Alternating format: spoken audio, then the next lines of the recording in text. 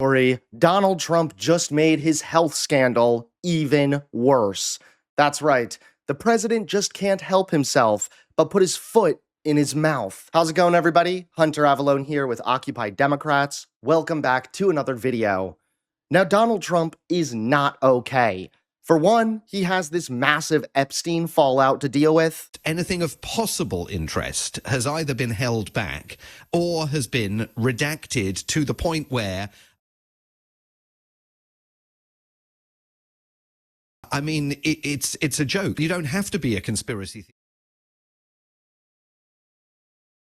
theorist on this occasion to sense that there is a White House cover-up taking place and that whatever is in those files that they are holding back, certainly there will be information that you don't want to release in the public domain because you do want to protect victims. Maybe there is suddenly this huge amount of new information that Pam Bondi, the Attorney General, claims that the sanctity of investigations require information to be redacted. But also, let's be honest,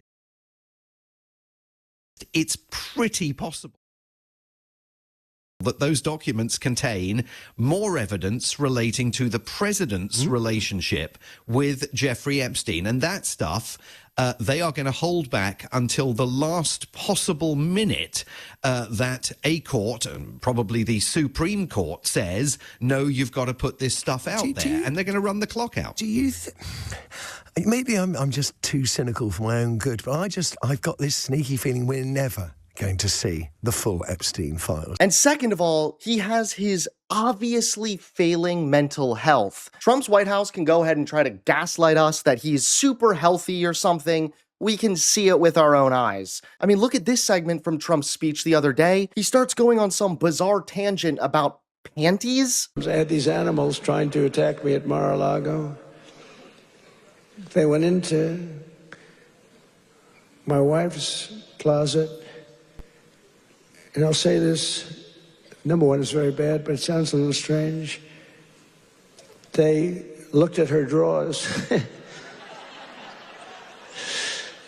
You have drawer, and then you have drawer. They looked at both. And she's a very meticulous person, like these people, just like she'd fit into your group very well. She'd be very happy with her, but everything is perfect. Her undergarments, I want to use a nice, sometimes referred to as panties, are folded, perfect, wrapped. They're like so perfect. I said, that's beautiful. It's the part of the world she came from. Everything was perfect, no problem. Fold, fold, fold. I think that she steams them, make sure. Just that it. But that is just the tip of the iceberg, unfortunately, because what Trump said next just made his health scandal even worse. Take a look at this. First, he misspelled the word beholden. Because they are totally beholden. I don't love that word, but they're beholden. They're beholden to the insurance companies. Trump is certainly not making any spelling bees great again. But where it gets really bad is when Trump tries to brag about taking the cognitive test. He basically admits that it is painfully easy, but he tries to say it was difficult. First day in 28 days, these people are sick. That's why I've taken more physicals, because I think you have an obligation to, report. And I hate when they put out false reports. So they put out a report that Donald Trump. So I took a lot of physicals. And I did something no other president's ever done. I took cognitive tests. Because I know that, and by the way, not easy. You get to those last questions, those last 10, 15 questions, nobody on that stand could answer probably any of them. And I got them, I aced them. And no other president's taken a cognitive. Could you imagine Sleepy Joe taking a cognitive test? I don't think he'd get the first question is like, what is this? And they show a lion, a giraffe, a fish, and a hippopotamus, right? And they say, which is the giraffe? So that's the only question. But what happens is it then gets harder. I don't think Joe would have gotten the first question right.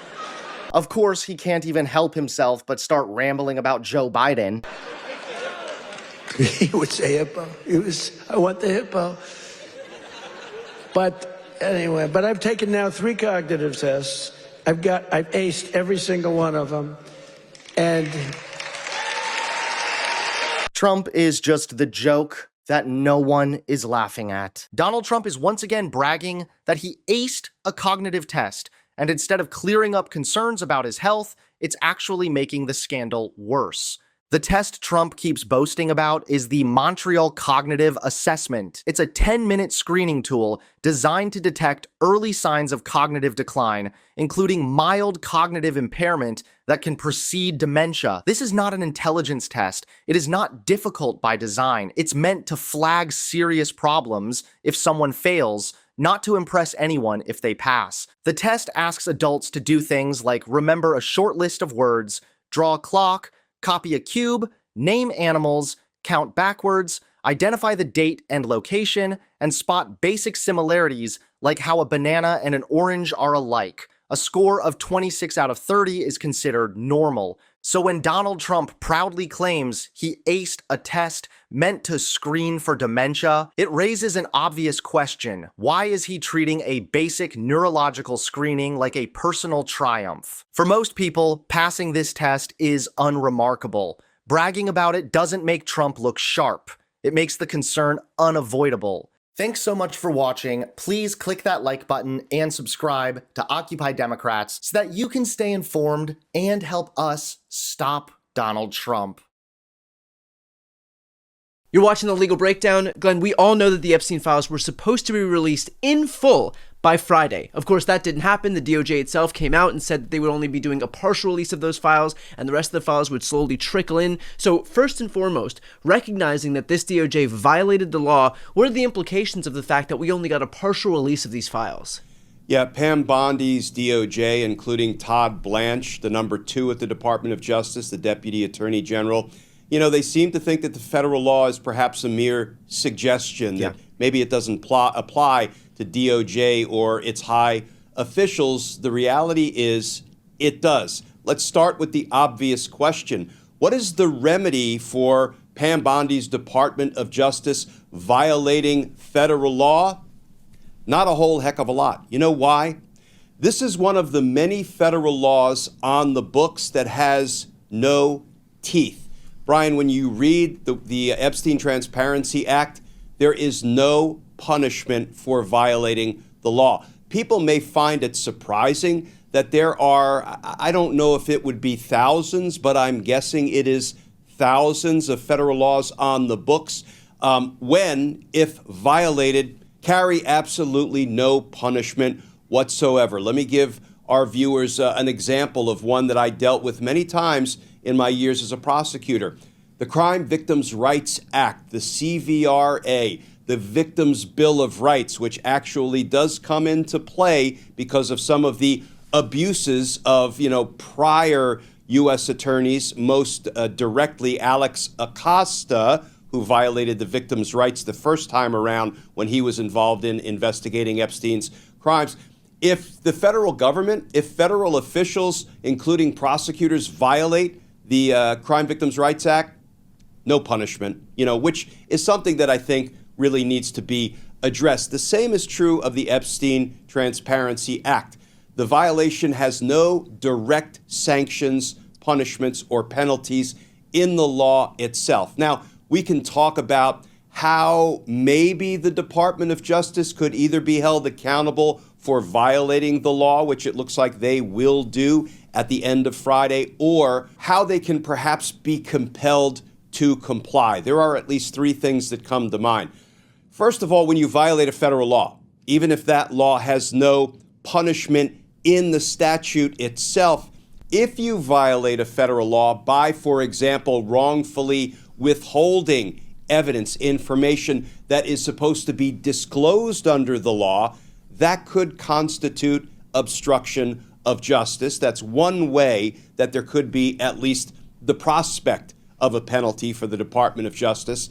2, there could be aggressive congressional action, oversight by Congress for DOJ's apparent violation of federal law. And 3rd, and I'm going to suggest this is perhaps the most viable and the most important possible sanction, civil lawsuits could be brought by anybody with standing. In other words, anybody who has a stake in DOJ violating this law, anybody who has a dog in the fight, so to speak, like the victims of Epstein's crimes, those people could potentially bring lawsuits to compel compliance with the law, and that might result in a judge ordering the Department of Justice to give me, the judge, all of the files, and then I will decide if you are withholding some for appropriate reasons or if you're doing it for, I don't know, to protect dear leader in the Oval Office. So those are the three possible ways to either sanction or compel compliance with the Epstein Transparency Act. But, you know, we can talk about the viability of the first two and why I land on the third, civil lawsuits by the victims, as being the most likely one to produce any kind of results. So let's talk about that third one for a moment, because let's say that the judge compels those files. Aren't we in the exact same situation where instead of waiting for the DOJ to release the files to the public, now we're waiting for the DOJ to hand the files over to the judge? Don't we ultimately come back to the same question of, if they refuse to comply, who is there to hold them accountable? I mean, it's the DOJ itself who's there to enforce the law. And so if the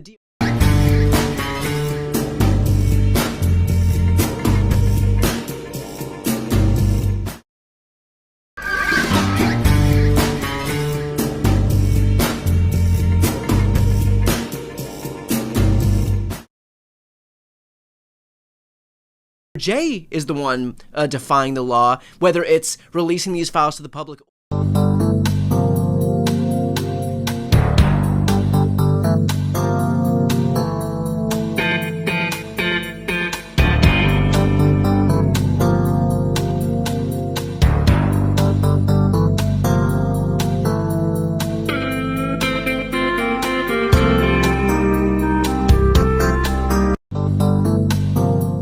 or releasing these files to a judge who would then be responsible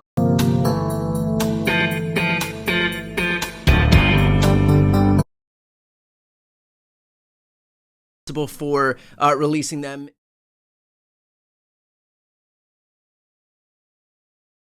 Recognizing that the DOJ isn't going to do it, we ultimately fall into the same issue where we're just waiting for a non-compliant DOJ to comply with the law, knowing full well that if they don't do it, there's really nobody to stop them. Brian, you bring the problem into full focus. Pam Bondi's dirty DOJ leadership has justice by the short hairs, as they say. There really is little viable enforcement mechanism when the enforcers themselves are the ones who are defying the law. Exactly. You know, when the agency that's responsible for addressing violations of federal law are the ones violating the federal law. You know, this highlights the folly, and there's nothing funny about the danger of having an illegitimate Department of Justice in Pam Bondi and Todd Blanche. Now, I always hasten to add, there are still 100,000 good, hardworking public servants in the Department of Justice, although the ranks are dwindling every day, literally every day, with people being unlawfully fired for doing their job, or they're opting out because they can no longer labor under the corrupt leadership of Pam Bondi and Donald Trump. But this highlights the dangerous times in which we're living. And, you know, I think the courts are trying to stand up. I think if the courts get involved because victims bring a lawsuit to try to force compliance with the Epstein Transparency Act, it will be a slow, long, and painful process with DOJ sort of, you know, nefariously pushing back every step of the way. But as we have seen, the courts have been holding strong. Eventually, I do believe that if a court orders the Department of Justice to turn over all of the Epstein files, they will comply with a caveat. Brian, I can't say I will ever be confident that Pam Bondi will allow for the complete release of the Epstein files in the event there are things in there that are deeply damaging to Donald Trump. I would fully expect her, and I'm sorry to say this, to obstruct justice to try to protect dear leader. Glenn, it's worth asking here, Do any of the people atop the DOJ shoulder any personal liability for refusing to comply with the law? And in the event that a Democrat takes over the presidency, takes over the executive branch, do those people carry any legal risk as they become private citizens for their actions right now? Yeah, it's a great question. So first of all, the answer is if the high DOJ officials are involved in intentional violations of federal law, even a law that doesn't carry any penalty, if they commit a crime like obstructing justice by intentionally violating the law, they can certainly be criminally prosecuted if there's enough evidence to launch an investigation, obtain an indictment, and prove guilt beyond a reasonable doubt. They could be prosecuted by a future administration once the rule of law comes back into the light of day. Of course, that begs the question, if they're doing Donald Trump's dirty bidding presently, wouldn't we expect them to get a pardon when Donald Trump has 1 foot out the presidential door? Yeah. I suspect they will. But then let's go to the civil piece of that. Could they successfully be sued? Ordinarily, and we've talked about this a lot, Brian, government officials enjoy a healthy dose of what we call sovereign immunity, immunity against being sued by the American people. And generally, I think that serves an important purpose. We don't want every government official to spend all day, every day in court defending against civil suits for conduct that they engage in that is within the scope of their official duties. That is the bubble of protection. Right, but that raises the question, is refusing to comply with the law within the scope of their official duties?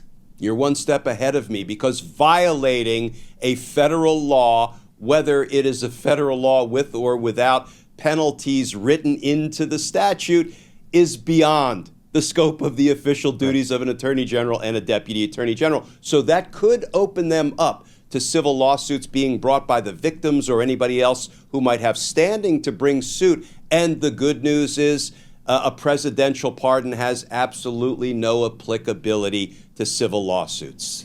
It's worth asking here, too. The DOJ has had plenty of time, plenty of advance notice, recognizing that this day was coming.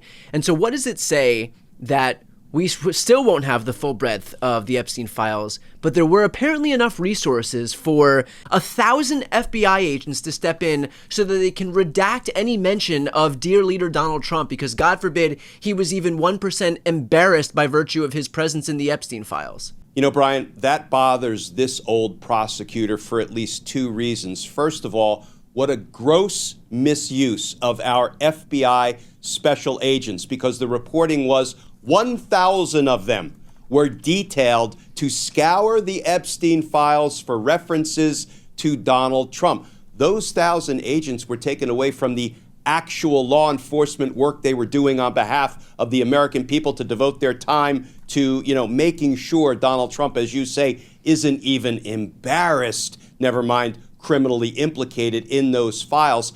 And yet now, when DOJ has the opportunity to make sure they put enough, energy and effort and man and women hours into scouring the files to prepare them to be released in accordance with the law. Why? To vindicate the rights of victims, not protect Donald Trump.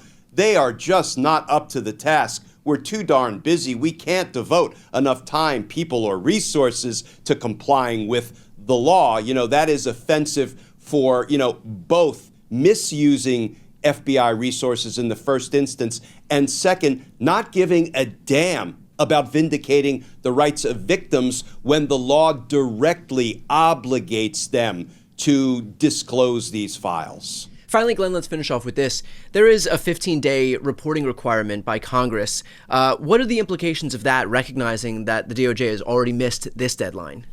Yeah, Brian, there is a requirement in the law that, 15 days after the disclosure deadline, DOJ has to report to Congress anything that they have withheld, to disclose, aren't yet prepared to release. And so, at least in theory, if they comply with the 15-day deadline, we will learn more